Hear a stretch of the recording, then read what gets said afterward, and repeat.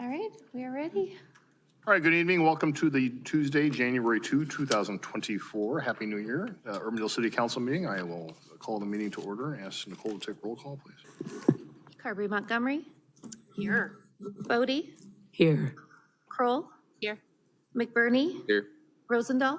Here. All right, please stand as you're able for the Pledge of Allegiance.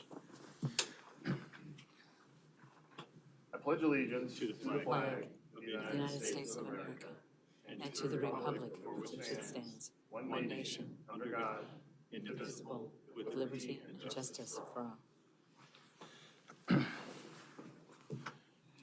Urbandale is a national leader in character counts, endeavoring at all times to promote and model the principles of trustworthiness, respect, responsibility, fairness, caring, and citizenship.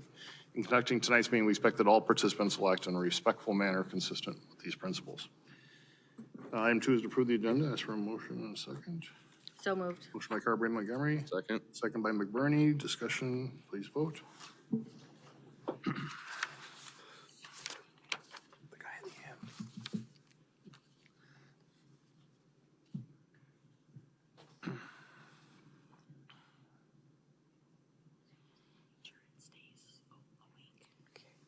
All right, that item passes. Item 3, presentations. We do have a proclamation for Martin Luther King Jr. Day 2024, which will be coming before our next meeting, so we are having the proclamation tonight. Whereas Martin Luther King Jr. was a visionary leader, tireless advocate for civil rights and equality, and a symbol of nonviolent activism. And whereas his steadfast commitment to justice, peace, and equality transformed our nation and the world, inspiring millions to work toward a more just and inclusive society. And whereas Martin Luther King Jr. Day provides an opportunity to reflect on the enduring legacy of this great leader, his dream of a world free from discrimination and prejudice, and his call for unity, understanding, and compassion. And whereas it is imperative that we continue to uphold and honor the principles of justice, equality, and dignity for all, and commit ourselves to working towards a future where the content of one's character is the measure of a person.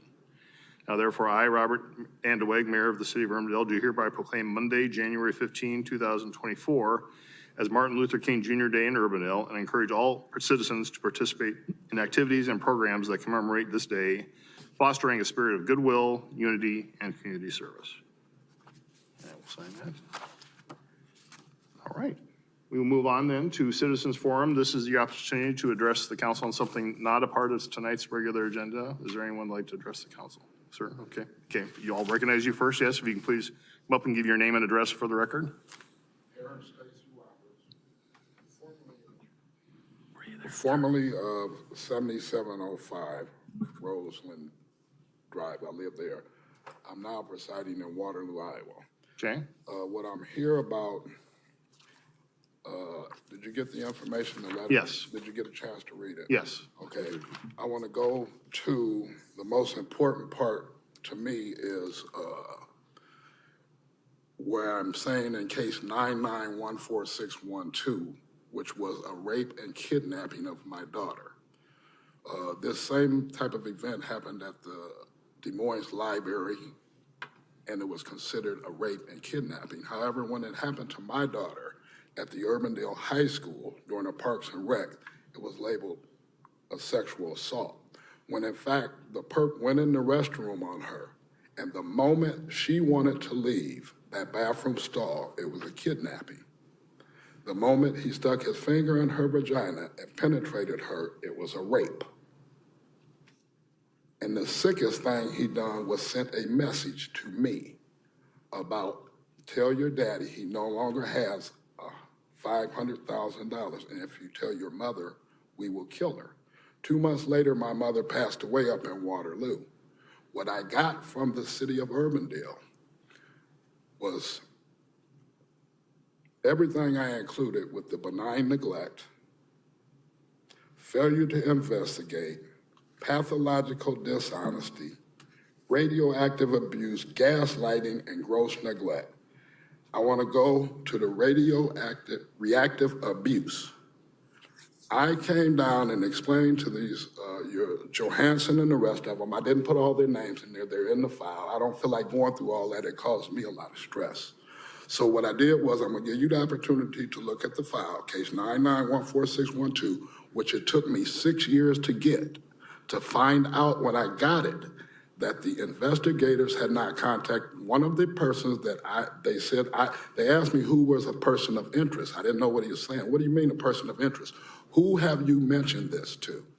I told him that I had been in contact with George Stigler, who's a judge, very close to our family in Waterloo, Carter Stevens, Jay Roberts, Tim Luce, attorneys down here that you will see in the information that I gave you, as well as a Roger Owens, who was attorney down here, and then there's Odell McGee, who is now a judge down here. These were people that I had contacted about the money that was missing, the $500,000 that was mentioned.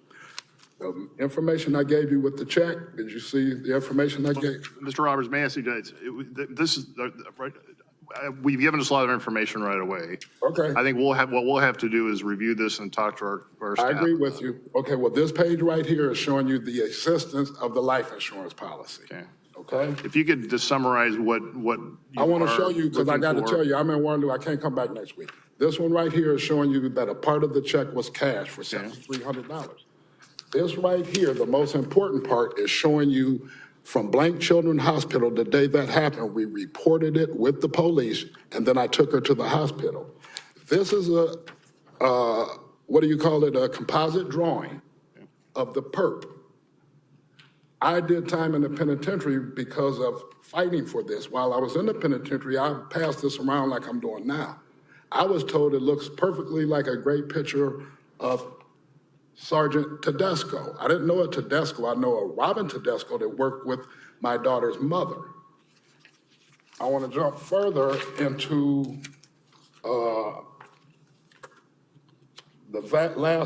you go to the last 4 pages of the information I gave you, and if you return to the second page, which is highlighted, I highlighted it for everyone, so you can see the remarks that then Chief Ross McCarthy made. When I was falsely accused, I was red flagged in a state we don't have red flag in. We don't have a red flag law in Iowa. The police chief, when I went to him to discuss how you all have failed to investigate, not you, the city of Urbandale police at the time had failed to investigate, I was a week later put in a psychiatric setting, and part of the reason why Chief McCarthy tapped in. And at the very beginning, the first thing he said, we are very familiar with Roberts and his delusions. This is not a delusion. That check is not a delusion. What I want you to do, you can contact Mayor Quentin Hart, who I grew up with, and I've been down there the last 4 city council meetings. It's time to come to see you. You need to contact him because I gave them the information as well as some of the police that were bad actors in this. Jody Van Velzen, the Des Moines policeman, bought the duplex me and my spouse were living in prior to this. He played a part in it. Okay. And the very next morning, I had to see Jody, and it's not good what was done to me and my family. In this report, it talks about blood. McCarthy goes on to talk about Chelsea is not blood to me. But if you look at the Blank Children's Hospital report, and you look down at where I highlighted father, I'm Aaron Stacy Roberts. Okay. I'm her daddy. I'm the daddy when they said, tell your daddy he no longer has $500,000. He wasn't talking about nobody but me. And the heinous part of sticking their finger in my daughter's vagina, man, that she hasn't covered from that. I haven't talked to my daughter because of failure to act or acting against me with this city, playing a part in 10 years. Right. And that's too long. Have a good evening, and I'll be back. I would like to hear from you after you contact the mayor of Waterloo and what y'all can do to try to get together. The report was made. I'm not reporting a sexual assault. I'm reporting failure to investigate. Have a good evening. Thank you, Mr. Roberts.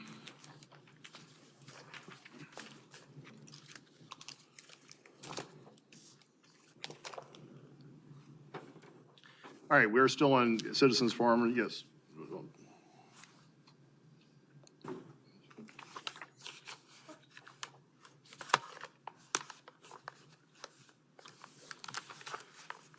Good evening. I'm Channing Dutton. Can I have 45 seconds of your time? You may, Channing. You know, to me, You can just give your address for the record, Channing. Just, the most pressing issue facing any governmental... I can have you give your address for the record. I'm sorry? I need to have you give your address for the record. Oh, sure. I live at 3815 Greenview, just a few minutes away. But to me, the most important issue facing any city or regional or state or federal government is climate change. And this is an exciting new day for this city council because you have new members, you have an energy and a passion to act, and you have a fantastic opportunity. I've prepared just a pictorial for you of two things that I'd like you to think about. These photographs were taken today. The first is of the corner of University and Valley West Drive, where Nick's Restaurant is located. That entire shopping district just went solar with approximately 200 panels, very visible for all the public to see. Across catty corner, across the street, is the Fairway store right next to Kohl's. They now have 6 superchargers that are called Chatamo superchargers that are available for the electric car. And these are visionary things that are happening right now. And on this beautiful day, I took a picture of this city hall, and I notice on your agenda there's a redesign coming for the city hall, talking to the architects. This is the perfect opportunity for Urbandale to take the first step, just a little step, to recognize the challenges ahead. And I'll be back to chat with you on other issues in the future. Thanks so much. Thank you, Channing. All right, is there anyone else who'd like to address the council on something not a part of tonight's agenda? Okay, yes, ma'am.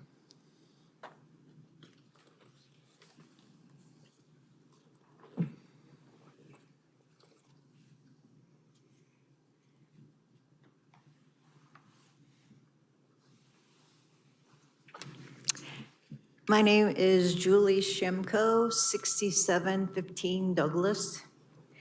I live across the street from the 6800 unit where the new after hours club has just opened up a few months ago. And it has been a very loud nuisance to us. And it's got very loud noise and crowds that come around. And cars are speeding out of the parking lot, sometimes till 4 in the morning. And I can't even sleep in my own home, not to mention all the trash and the empty bottles of liquor that's left behind. The other night, I heard one guy yelling and screaming at the top of his lungs at 1:30 in the morning because he was denied entrance to the place. He was angry and upset and standing there yelling and screaming until he finally just walked away. I have called the Urbandale Police a few times reporting such behaviors, but they drive by and they do not go inside to talk to anybody. They do not tell anyone to turn the music down, and they do not tell anybody outside to quiet down because they're making too much noise at 3 a.m. And they just drive away, the police do. Doesn't Urbandale have a noise ordinance, disturbance code 96.04I, sound equipment from in a neighborhood like ours? I used to feel safe here, but man, I feel for my family's safety. I just feel that Urbandale isn't safe anymore. I'm sorry, thank you. All right, thank you. We are aware of this. I was speaking, I do have another email, so we are looking into the issue, but it's both from a community development and from a police perspective. Is there any way that we could be on the agenda for next time and we could have more issues to talk about this? Well, it wouldn't really be problem? an action item for the council at that point, but, you know, we certainly can get follow-up information and But get, summertime, it's far away, but summertime coming, we were gonna have more problems with these people. I understand. So rest assured, we are looking into it, and we can follow up with some information after this. And the police, I'm sorry, the police aren't doing anything about it.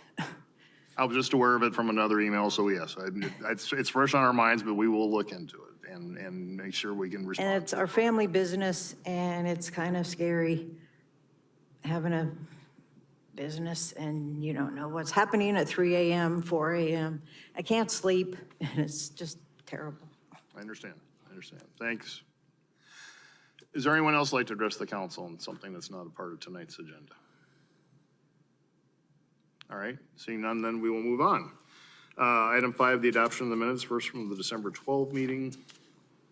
So moved. Motion by Kroll, Second. second by Carmen Montgomery. Discussion, please vote.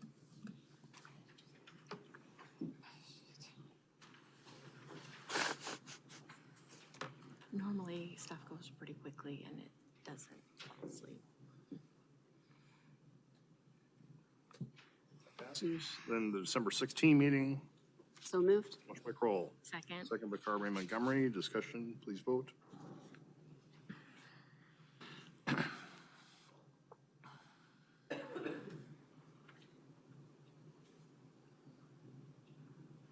That passes.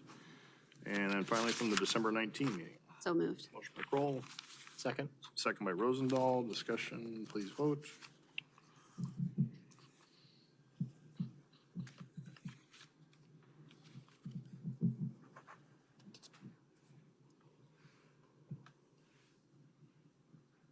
That passes.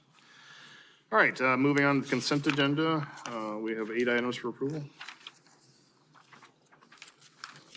Move approval of the consent agenda. By Carberry Montgomery, I'll second it. second by McBurney. Discussion, please vote.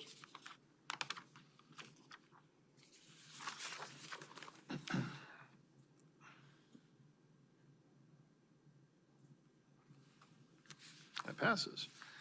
Item 7 is a public hearing to consider the Urbandale Marketplace 3 amendment to the Planned Unit Development Master Plan at 4880 and 4890 Northwest Urbandale Drive. The public notice was published in the December 15, 2023 Des Moines Register, and ask for any objections to that notice is published. There were none. Motion to open the public hearing. So moved. Motion by Kroll, I'll second. second by McBurney. Discussion, please vote.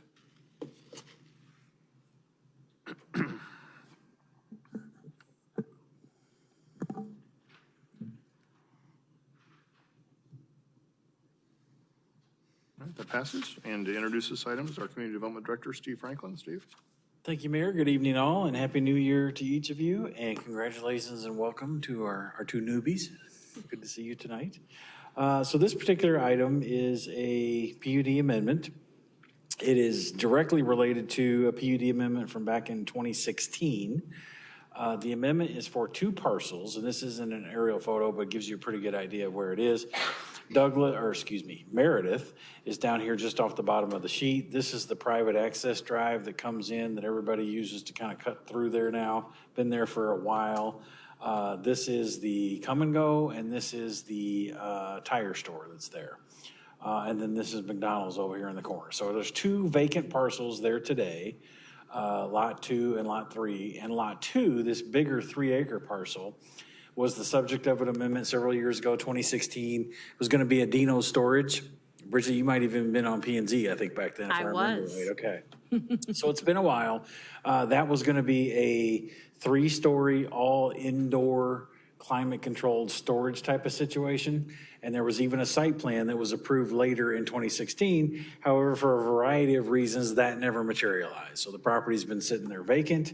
The property owner was able to reacquire that, and so now this is a new amendment before you for a U-Haul facility to go in here. And so there are several, just a few components of the PUD amendment. One is to allow both of these lots to have indoor storage, because before it was just the 1 lot. Now they're adding this other lot. It's a little bit smaller with frontage over here on the railroad. So that is one item as far as the use. And as I mentioned, again, it'd be a 3-story self-storage unit. Everything would occur inside. And then this building, I'll show you a rendering here in a minute. This building over here to the west is a taller, it's technically a single story, but it's taller, equivalent to what a 3-story building would be. And that's going to house what they call their U-Box program. And this is very similar to the pods systems that you see, where people would be able to rent this U-Box and be able to store it in that facility.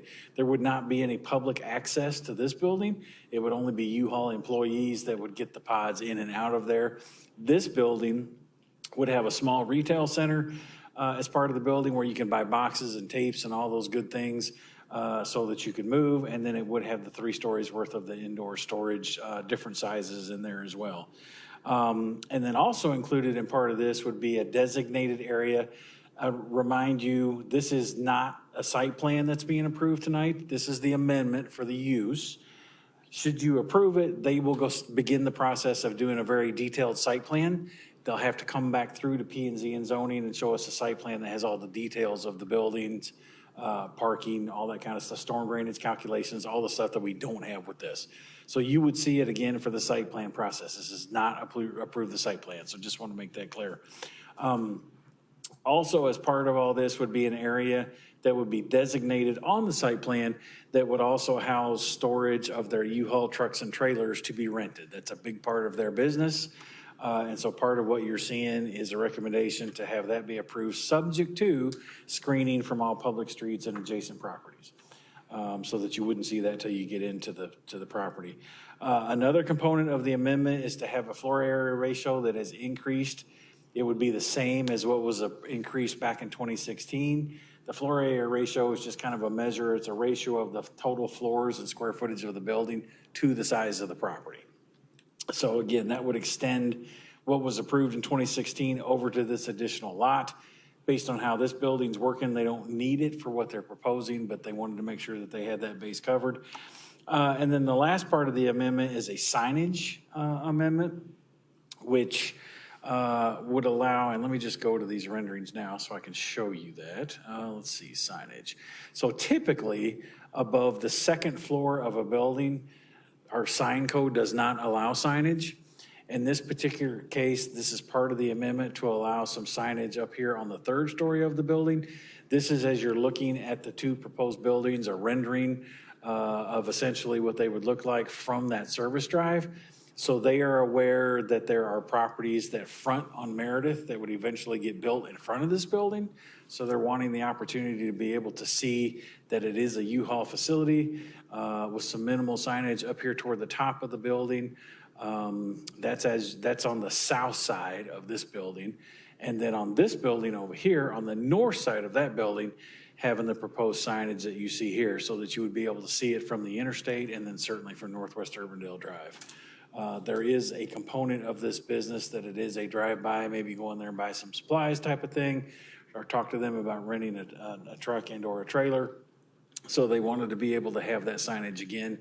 And today the sign code does not allow that. So that is the project in a nutshell. The only other thing I would show you is just some updated elevations. And again, this is essentially that same rendering without the signage that's on there. These are predominantly brick buildings.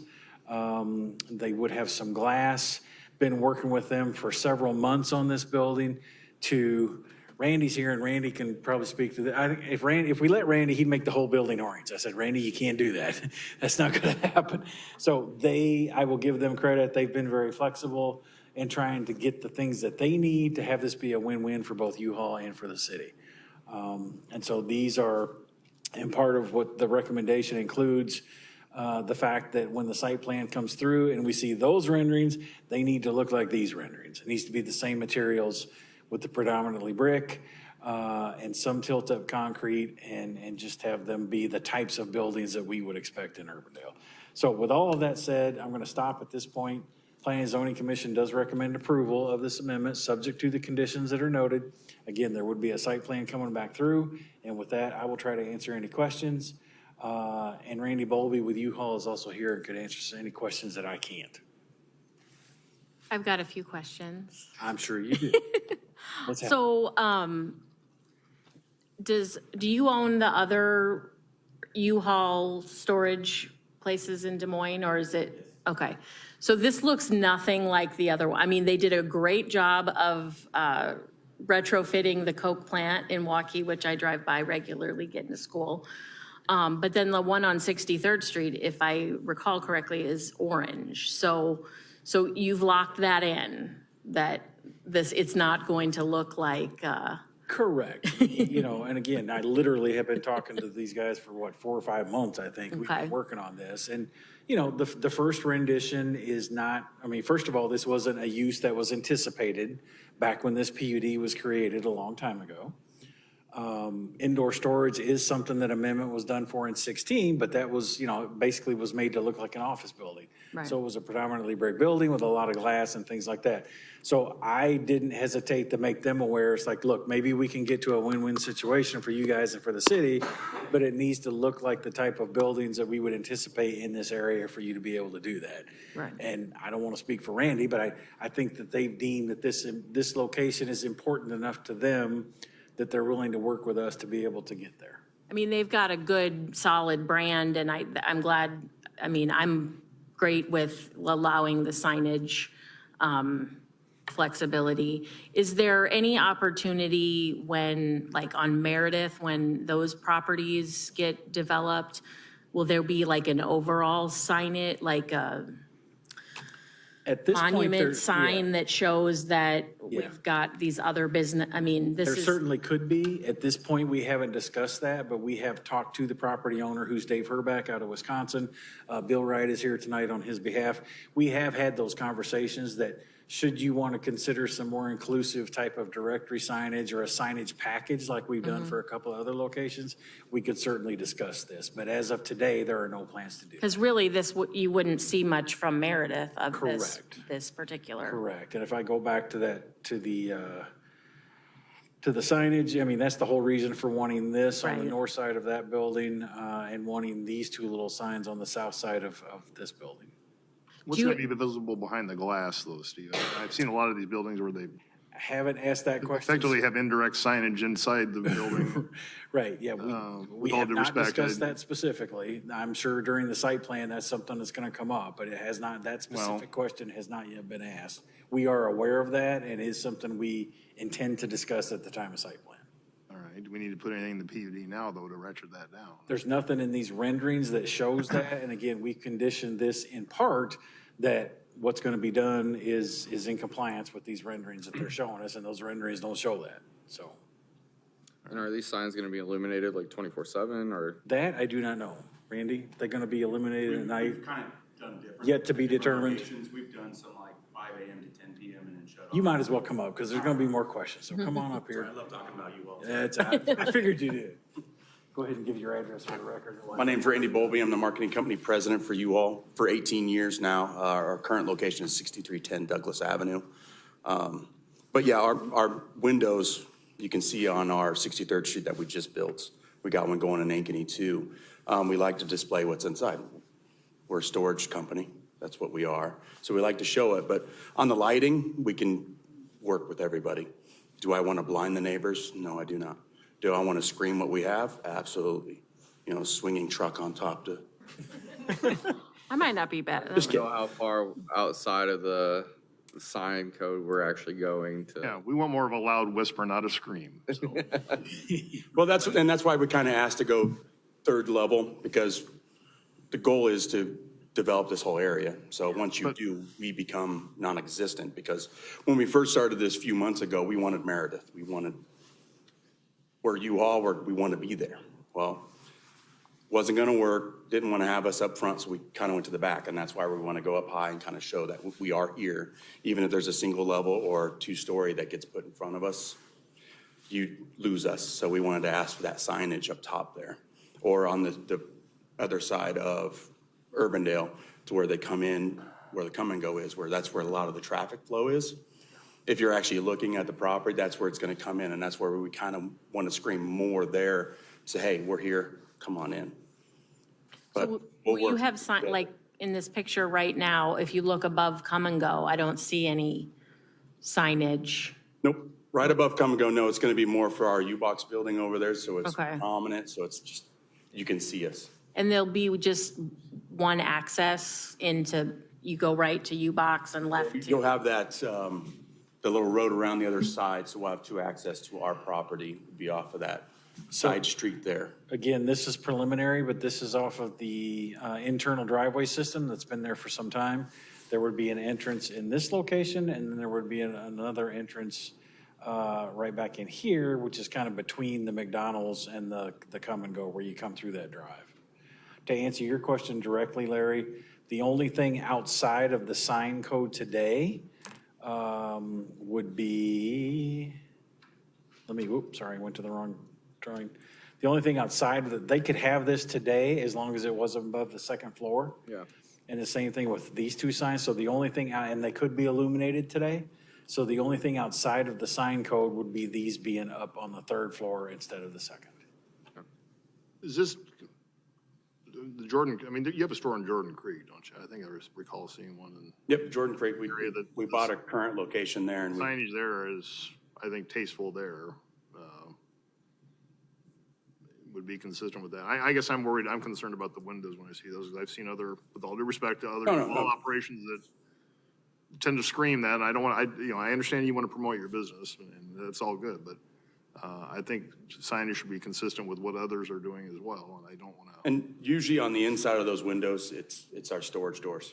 That's what you're seeing. orange. I know, but they're also advertisements. Yes, and that's where, that's where you get to play the line. Well, And I get that, and that's where we try to do some of our timers on our lights to where if we can only do it till 8 PM to make everybody happy, lights shut off. And then you would get customers that would walk by with a motion light to access their units, and then that would be it. So there are things we can do to make sure that we're both on the same page on what we want to look at. So you'll want people to see into those glass doors or glass windows Oh, yeah. to know that do that. it's orange and says U-Haul. Yeah. Correct. But they're not on the window. I mean, they're just, No, they're, No, and it's like, for this area where, Steve was talking about is making an office. Well, we're not an office. U-Haul is U-Haul, and we always want to do that, and we've been here for 75 years, and we'll never go anywhere. So that's one of the great things that we have to offer when we come in, and we've tried to continue to build in Urbandale, and we want to make things that look great now. I really don't want it all orange, but I do want to scream what we are. But, I'm tasteful too at the same time. I will say, at some point, these garage doors were orange, and I said, no, you can't do that. Well, they're not orange anymore, so. He has the ability to listen. Absolutely. And this will be 24-hour accessibility, right? Yeah. Okay. And then when you think like storage, it's not going to be 100 people. Usually Right. It's your local businesses that are surrounding that area will access their storage unit, storing their files. We're helping, we're being part of that community right there. And are you going to be doing rentals out of this location? Yeah. So The goal is to do our full line The and full- to relieve some pressure from where we're at now. We haven't really made a big plan of what we're doing at our current location, but it's been there since 1977 and it can't keep up with the community that we have. So we would like to grow, and we've tried this, 5-6 years ago here, trying to claim over the Kmart's and is this going to allow for outside storage of vehicles? no outside No. storage. Yeah, the part of what is being recommended to you is that the only thing that would be stored outside would be the trucks and the trailers, and those will have to be screened from adjacent That's what I'm properties saying. and roadways, right? They're going to be screened, though. Correct. that sounds like council. And so there's two access points, one off Urbandale and one off Meredith, right? Well, they'll have the ability to get in through Urbandale and then also off of Meredith, or, yeah, okay. So there's one here off the road that runs between the McDonald's and the Come and Go, and then there would be one if you're coming off of Meredith, you could turn north and enter that way. Again, this is preliminary, but in all likelihood, that's probably what the site plan would show. Yeah, okay. And we'll get into those details with the site plan. And were there any concerns from John's group about No. additional truck traffic or anything like that? No, we visited with them about that, and there's not going to be enough of it. It's going to be so sporadic and coming and going. And with the two entrances, we did not think that was a problem. Okay. Yeah, I was just thinking with us trying to expand more out in that area with more businesses, if that was gonna impede anything on that front. Is there any risk related to precedent on the signage if we have this exception of going up to the third floor? We do have several places where we do have them. The hotels along Plum Drive, some of those are up on the 4th and 5th floor. They've gone to the Board of Adjustment to get variances for those. We do have the ability for council to approve it as part of a PUD amendment. And there are other instances, I can't think of them off the top of my head, but we do have situations where we have allowed that. I think what makes this a little bit more compelling for these guys is, as I mentioned, I'll go back to this drawing here, the fact that there are at some point going to be buildings that are going to get built here, which are very likely be at least a single story, if not 2 stories. So they're back behind, and it would just be an opportunity for them to be able to be seen up there on top. So, but yeah, we have done this in other locations. Okay. Any other questions at this point? All right, thank you, Randy. We are in public hearing on this item. Would anyone like to address the council on this item, either for or against? All right, yep, you may. Go ahead, please come up for the record. All right, I was just trying to follow your story a little bit. If you can come up to the podium, ma'am. Oh, I'm sorry. Give your name and address for the record, please. My name is Diane Christian, 3806 67th Street, Urbandale. And as I was listening, I don't live far from the one on Douglas. And I was wondering if it was going to be upgraded to look as nice as this one. Correct. It is. Oh, thank you. The one on Douglas is going to be upgraded to look like this one? Just, That was what her question was. That was my question. yeah, This has nothing to do with the yeah, Douglas. this has nothing to do with Douglas. We don't know what they're doing with Douglas. Okay. All right, is there anyone else who'd like to address the council on this item? Okay, seeing none, is there a motion to close the public hearing? So moved. Motion by Carberry Montgomery, Second. second by Kroll. Discussion, please vote.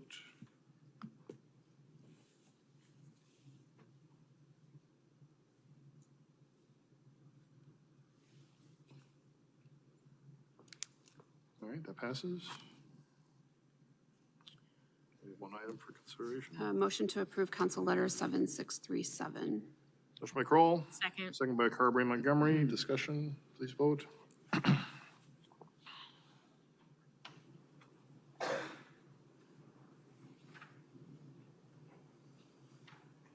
All right, that passes.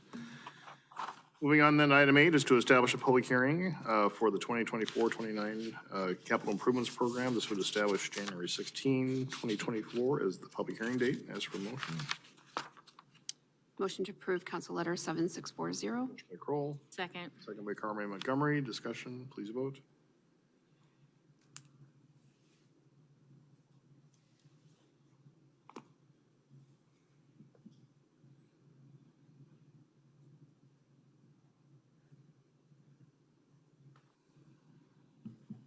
That passes. All right.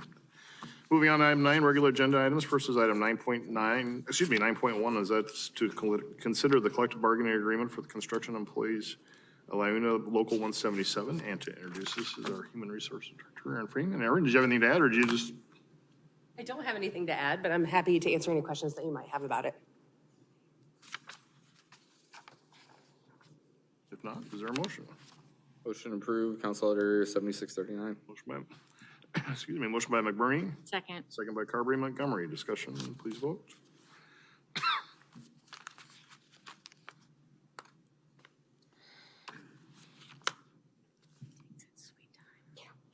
And that passes. Item 9.2 is consider the agreement for the relocation services for 7625 Hickman Road redevelopment project. And to introduce this is our Assistant City Manager, Curtis Brown. Curtis. Thank you, Mr. Mayor, members of the council. Before you tonight in Council Letter 7643 is consideration of an agreement with Primary Healthcare, MWF Investing, which is, as of last week, the owners of 7625 Hickman, the soon-to-be former Motel Relax. So they have closed on the property. And then the third party to the agreement is the city. So just a brief overview of this to summarize the council letter. First of all, some important dates. So here we are at January 2nd.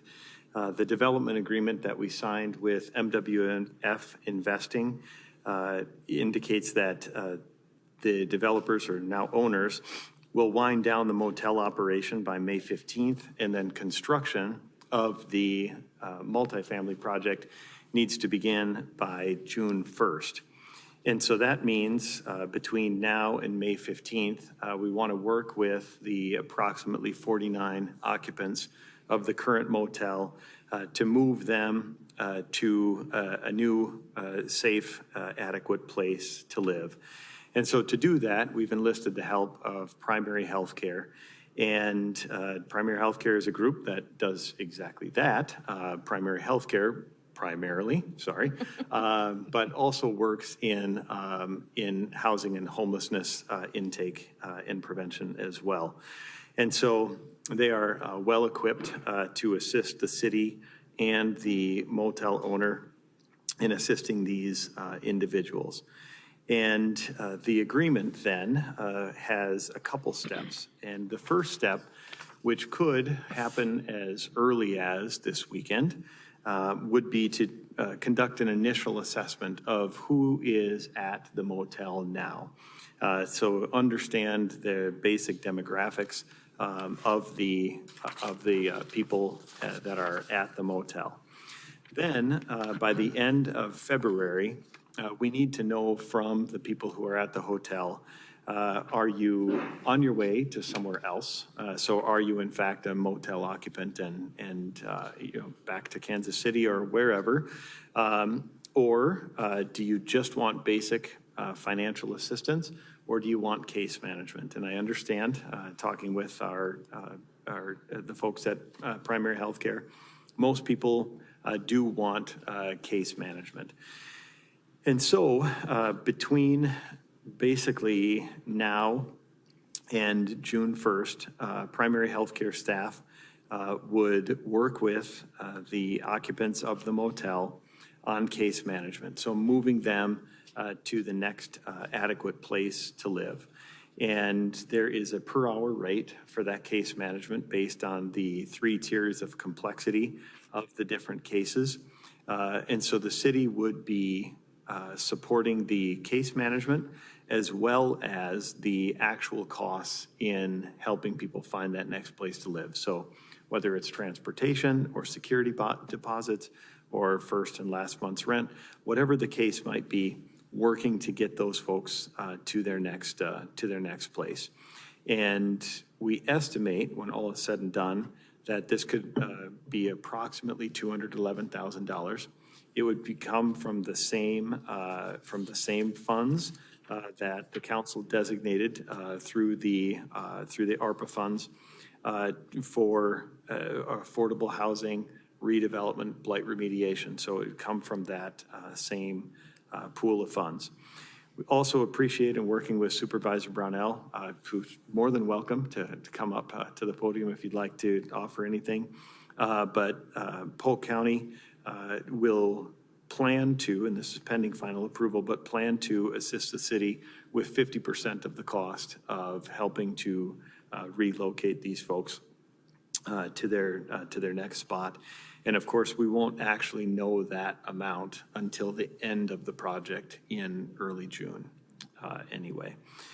So with that, I could take any questions, but happily Supervisor Brownell is here, as well as Nathan Simpson and Shelby Ridley are here from Primary Healthcare. And Shelby, if it would be okay, if you could just give a brief overview of your experience with this work and how you see it done, that might answer some of the questions right off the bat. My name's Shelby. I'm the Homeless Support Services Program Director at PHC, and this will be my 4th relocation. So I've been doing this for about a decade now. Our first one was the 2013 Randolph relocation, and we were building the plane while we were flying it at that point. I think, knowing kind of who is in the building and kind of what we're dealing with is really the first step for that. There will be some challenges along the way, that being that the city is really struggling with affordable housing at this time, but I do think we can come up with some creative solutions to what that looks like. Folks are already living in a motel, and part of what PHC does is honor client choice. So if that's something that they're looking for moving forward, we can really get creative with what does your housing solution look like? It is not exactly what we think that it should be. So we are very creative folks at PHC. I have a great team. And we're excited to kind of figure out who's there and how do we move forward. Great. Thank you. All right. Bob, do you have anything you want to add as well from the county standpoint? Even though you're a Royals fan? Sorry. It's a long story, but he was giving me a hard time about being a Cubs fan. Long and boring story there. Yeah. Never miss an opportunity to speak publicly here. The primary healthcare folks are very familiar to us at Polk County. We work with them a lot. They're great to work with. They do great work, so it's a good choice on your part.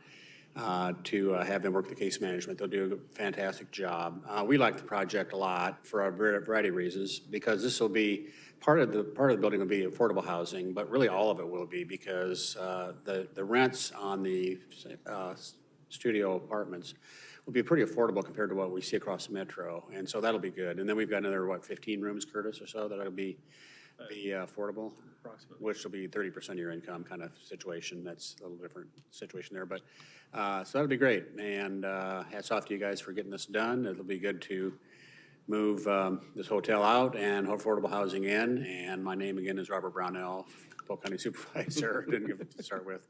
111 Court, Des Moines, Iowa. Thanks very much for doing what you're doing. Any Thanks, questions? Bob. Thank you. Thank you so much for your unwavering support of this project. I knew you would be a solid partner for us with this project, so I really appreciate it. I've been talking since, Thanksgiving-ish or so, and so, yeah, and we don't know what it's gonna cost, really. We think it's gonna be 100 for us, 100 for you. We won't know until the assessment's done, as Shelby said, and once we get that done, we'll know. But it'll be 100-something probably, and that's cool.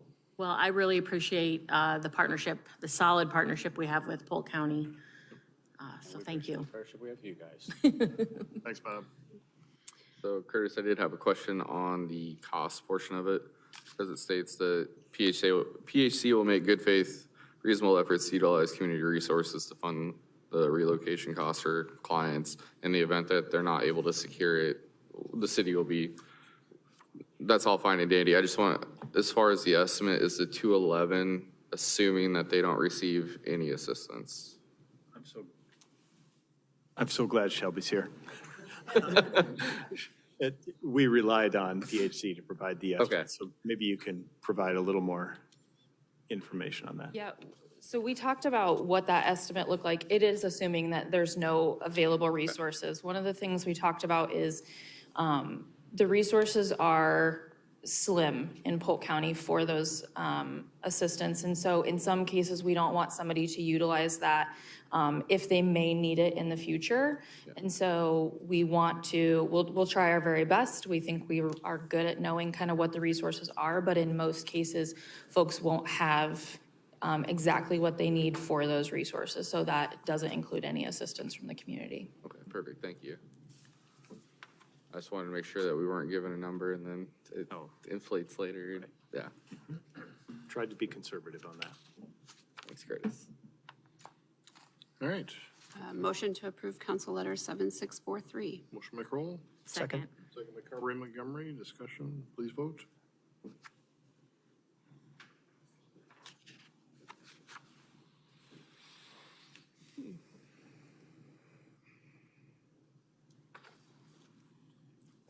That item passes. Item 9.3 is consider the architectural services agreement, amendment number 1 for the City Hall remodeling project. And Jan, will be answering any questions if there are.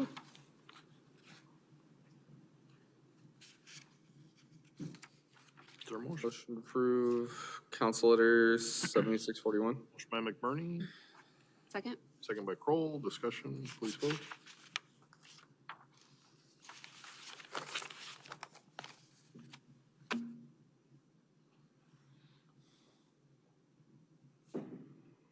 That passes. Item 9.4 is consider the professional services agreement amendment number 1 for the Lions Park Sprayground and Improvements Project Phase 2. Motion to approve Council Letter 7642. Motion by Rozendaal. I'll second. Second by McBurney. Discussion, please sorry. vote. Beat you to it, Pat. Come on, you gotta. We'll get you in there.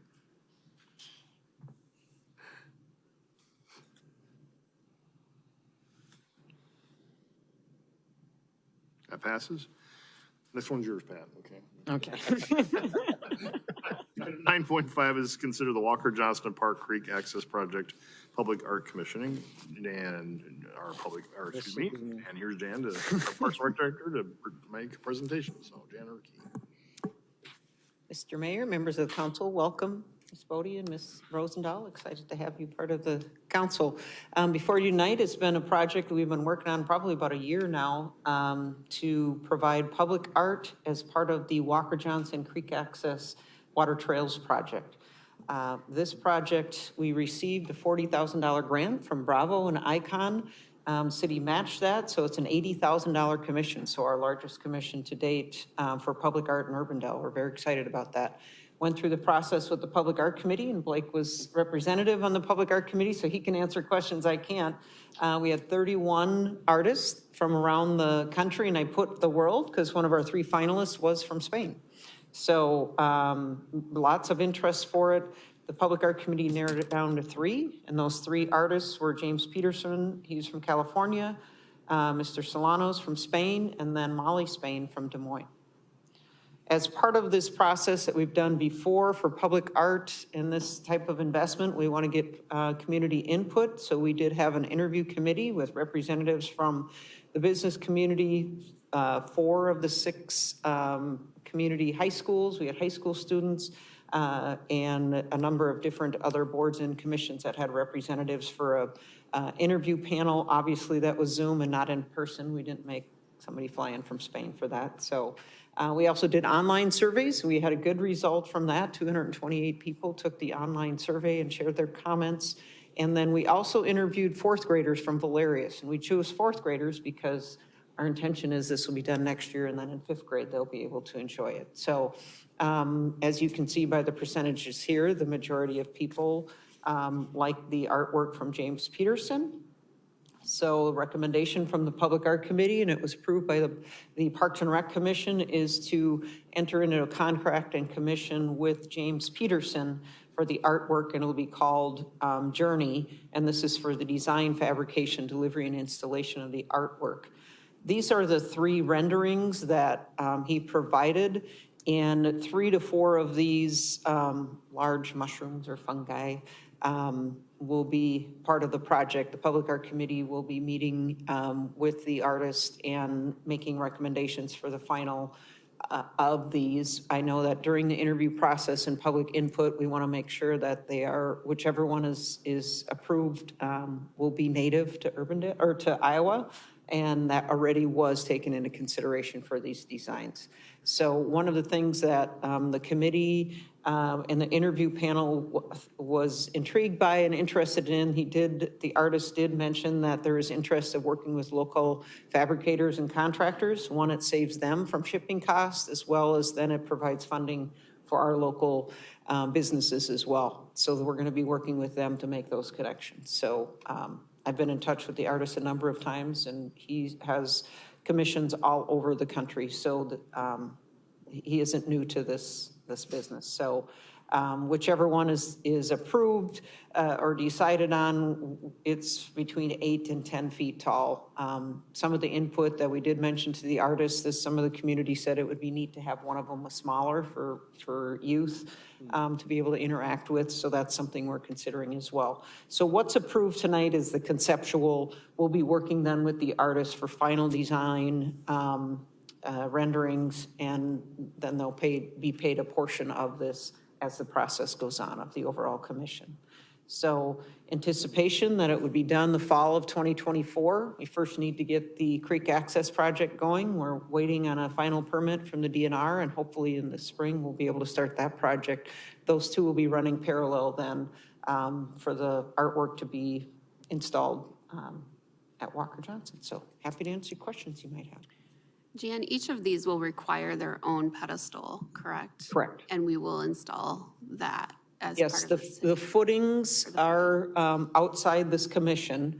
So the city, the artist is required to provide stamped engineered drawings and provide all the design plans and so forth. We'll work then with local contractors the city will pay for those footings, and we'll coordinate closely with the artist for that. So there will be a cost difference if it's 3 versus 4? Right. Okay. So we should just expect that at a later date, or we probably won't even see that come back through. Depending on the cost, you likely would be seeing what that cost would be. And that's, we have anticipated through the funds, through the CIP funds, capital funds with the Public Art Committee. That's my question. Thank you. Yep. And we only get one kind of mushroom, right? We anticipate that it would be a consistent type Okay. instead of 3 different kinds. Just checking. I thought all 3 were exciting. Yeah, they are pretty neat. I know it wasn't incredibly well attended because I think it was really hot, but I know we had like a ribbon cutting when we did the art installation by the fire station. And I got a chance to talk to the artist, and I hope we'll have a chance to do that with this one. We will definitely be having a ribbon cutting for the actual Creek Access outdoor classroom as well as the public art. This is certainly a big deal for the Public Art Committee as well as community, so we will certainly be Well, doing I think the community did a great job in selecting, and it's great that it was so solidly supportive. I'm sure, I actually did not go out and peruse them, I apologize, but clearly that was the solid choice, so. And I just want to say, we'll want to coordinate with Icon. We should be able to get extra splash out of this as it's an Icon project. Definitely, with Cole, with Icon as well, with Bravo, they've been great partners through this. As you recall, we got the grant from Icon and Mid-American for the actual project that's happening over there. So we had representatives from both of those organizations on the interview panel. So certainly, we are definitely going to make sure that we get this word out for across the board. Oh, shoot. I wanted to make the motion, but I guess, well, he should get to. No. I'll second. You get to do it. Oh, do I get to do it? Yeah, You can go do for it. it. Whoever gets there first. Go ahead. Quick. Oh, I've lost my number. Now somebody else needs to do it. I can't get to it fast enough. No. Oh, move council letter 7634. Motion by Boddy, Second. second by Rozendaal. Any further discussion? Please vote.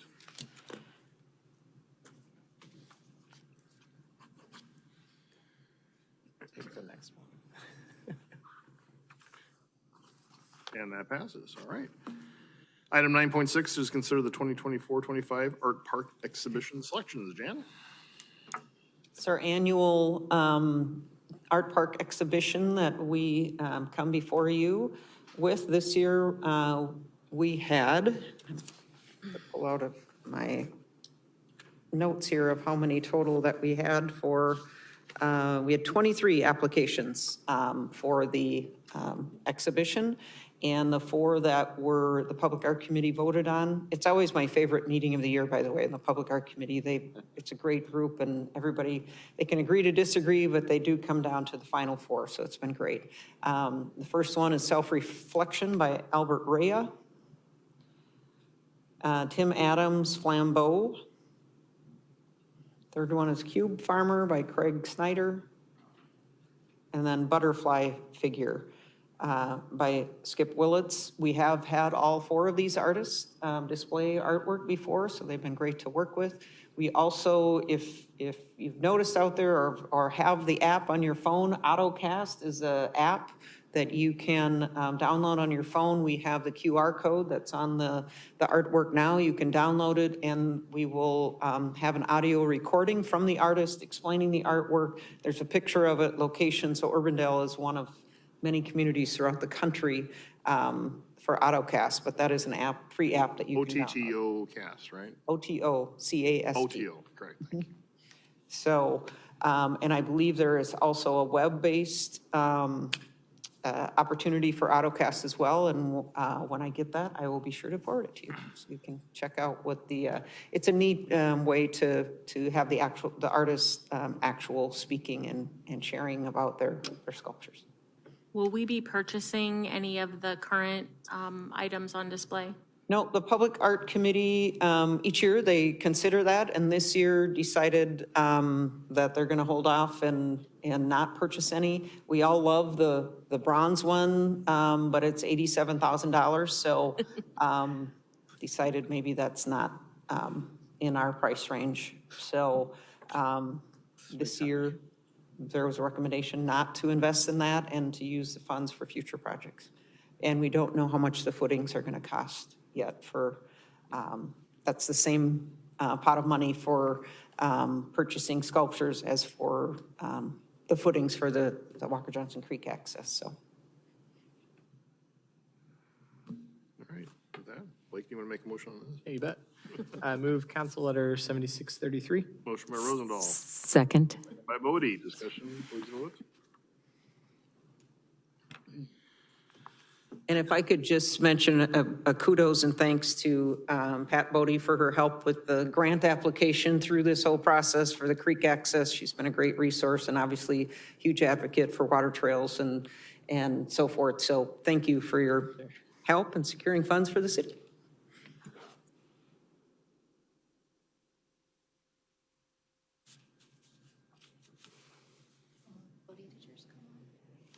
Oh, shoot. Sorry. You get one pass. Oh, no, just one? Then you should have had me sit next to Blake. Apologies. You're way ahead of Matt Blake. That item passes. Matt votes yes. No, Blake votes aye. Or Blake votes yes. Side. All right, so that takes us to the end of our regular agenda. So Mayor and Council items, Bridget? I don't know why you put me over here. Save, you know, you used to save the best for last, and now I get to. You got to come up with it first. So. Yeah. So Happy New Year to everyone. And I'm so excited to work with our newly elected, I guess, including myself, but council members. I'm so excited about working alongside of all of you. And I think we're going to do some great things in Urbandale over the next couple of years. Big shout out to the Parks Department for the ongoing success of Miracle on 86th Street. I don't think there's a day goes by that I don't see a friend or an agency or someone posting pictures. Luckily, Mother Nature has cooperated, or maybe not, I don't know. It'd be fun to have a little snow in there. Yeah, exactly, but. I will mention that you brought that up because snow is coming. We're going to be taking down the gingerbread and so forth by the end of this week. Okay. Store it without it being wet, so. So that has just been a fantastic success, and I'm so proud when people of your vision and are agreeing to it, your crazy idea while you're on vacation. Yeah, that's just going great. And I wanted to give a thank you to the police department for their work on the unfortunate situation last week with some Urbandale residents. Also, shout out to the fire department. There was a major structure fire in rural Dallas County, and Urbandale was listed among many supporting fire departments. And we've been kind of on a pause with DART, but that's going to come back up this, we have another executive committee meeting at the end of the week, and still waiting for Des Moines to appoint their representatives to DART. That will make a difference as to how we move forward, and ultimately they'll need to decide how they're moving forward on the franchise fee, local option franchise fee, I guess. So stay tuned. I'll probably have a lot more at the next meeting. All right, thank you. Pat? Just excited to be here. Thank you. Amy? I just want to, first of all, yes, welcome to Pat, welcome to Blake, first name Blake. Also want to draw your attention, because I realize neither of you are on the invite currently. January 11th from 2 to 3:30, we have our Human Service Strategic Planning meeting. I've asked John, I just texted John to add you guys to that invite as well. And it's a Zoom virtual meeting. Yeah. That's it. That's all I got. Thanks. Blake, welcome. Yep, thank you. Yeah, no, I'm very excited to be here. We've already been doing several meetings already, so it's been exciting. And yeah, I don't have a whole lot to talk about yet. All right. Larry? One thing I'll add in there is, besides welcome to people I consider friends, that been around for a while.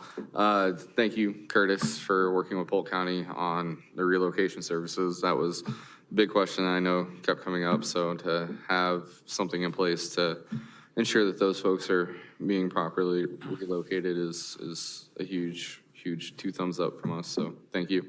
Other than that, I got nothing. All right. On my items, again, on the MPO, we're still cruising ahead. We hope to have the posting by the end of this week for the position, and the goal of having a finalist come in for February 15th. So that's the current schedule right now. So we're working very hard on that and trying to keep schedule.